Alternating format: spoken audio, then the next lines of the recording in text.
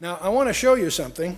We always talk about randomness. Gee, the universe came about by randomness. That's the whole premise of evolution, right?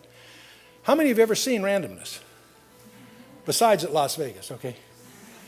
As you look at randomness, and the intent here was to assemble random bits. And by the way, that turns out to be very difficult to do. In a computer, you can't get randomness.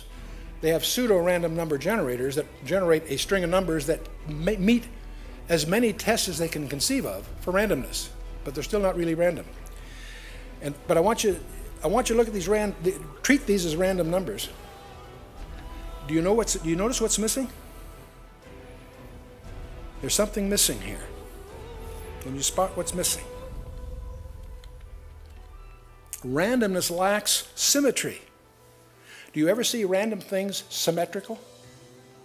See, the very concept of symmetry implies order. A center line on a drawing implies that there's an architect around. That's how they discovered all kinds of things about the architecture of the Temple Mount, because these things all line up on a center line. That has profound implications. You notice randomness lacks periodicity. Every third one doing something or whatever. There's no periodicity. In fact, that's one of the tests of randomness. If there's any periodicity, it fails the test of randomness. You know what I mean by periodicity? It has a cycle, okay?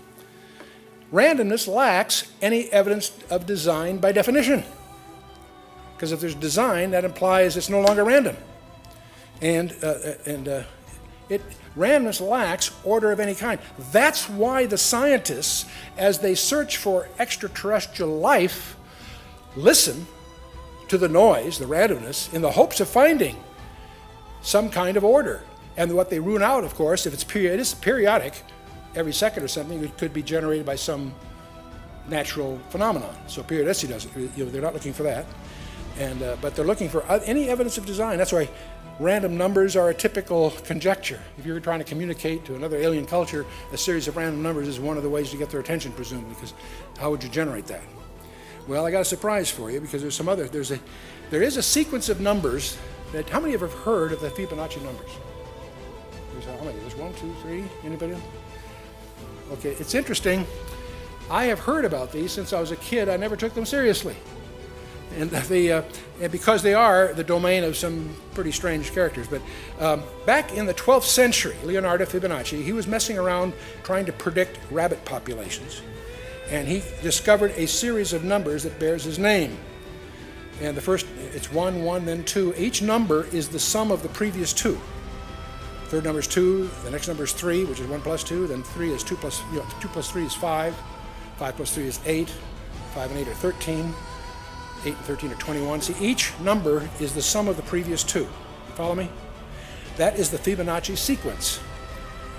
The mathematician, he first discovered it in the 12th century, but he didn't recognize the real significance. It took several hundred years for people to discover that this sequence appears in nature in some of the strangest places. The ratio of any two adjacent numbers is approximately 1.6. It varies a little bit in the second and third decimal place, but it's very close to that. And now, it was several hundred years before the significance of the sequence is recognized. There is a sequence, it shows up in what's sometimes called the golden rectangle. The ancient Greeks seem to discover that there's a rectangle whose proportions are the most pleasing. And they call that the golden rectangle. That's when the longer side is the shorter side, as the shorter side is the sum of the two sides. And that's a rectangle of a certain proportion. It's on the screen right now. That rectangle is called by artists and scientists and mathematicians as the golden rectangle. And it has some peculiar characteristics. The ratio of the short side, the long side is 1.618 of the short side. But the point is, if you take a square out of that, you still end up with a golden rectangle. If you take a square out of that, you end up with a golden rectangle, and so forth. You follow me? It's got some interesting mathematical properties, and on it goes. Okay. It turns out the Parthenon in Greece, the Great Pyramid, the United Nations building, your credit cards, your playing cards, postcards, the switch on your light switch at home, writing pads, 3x5 cards, 5x8 cards, all of these are based on the golden rectangle, whether you realize it or not, okay? In art, Leonardo da Vinci, Van Gogh, Vermeer, John Singer Sargent, Monet, Whistler, Renoir, Many artists recognized that by building their art on that golden rectangle, it gave it vitality and movement. And it was the dynamic, what they call dynamic symmetry, in contrast to static symmetry. So it implies growth, power, movement, and gives animation and so forth. And the artists have discovered that, and if you're a student of art, you're well acquainted with this. In floral arrangements, we discover the lily has 3 petals, the yellow-violet 5, delphinium 8, the mayweed 13, the aster 21, the erythricum has 34, helenium has 55, Michaelmas daisy has 89. So if you're one of these people, she loves me not, if you know the Fibonacci numbers, you got a chance of winning that one. Okay. All these, of course, are in the Fibonacci sequence. There's a study among scientists called phyllotaxis, and that's where you study the arrangement of leaves around the stem of a plant.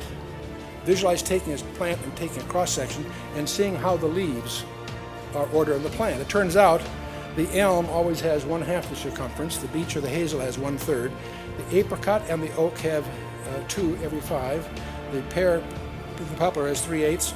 Each one of these, the almond, the pussy willow, pine trees, are always 5 to 21 or 13 to 34. These are all Fibonacci numbers. Now, first of all, they discovered this, and that was bizarre because you'll never find a number that's not in the Fibonacci sequence, which is weird. Out of 434 angiosperm and 44 gymnosperms, they all have Fibonacci numbers in their design. And scientists have discovered that maximizes the exposure to sunlight and air without shading or crowding from the other leaves. Depends on the nature of the leaves.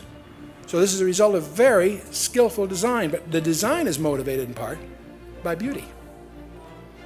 And there's a whole other thing, I didn't get a chance to do this. You go down, if you're a diver, you know if you go down 60, 90 feet or so, it starts getting bluer and bluer, pretty dark. You go down deep enough where it's dark and turn on a light, things are incredibly colorful. Why? Nobody can see them. Why are they created in the first place? For His pleasure.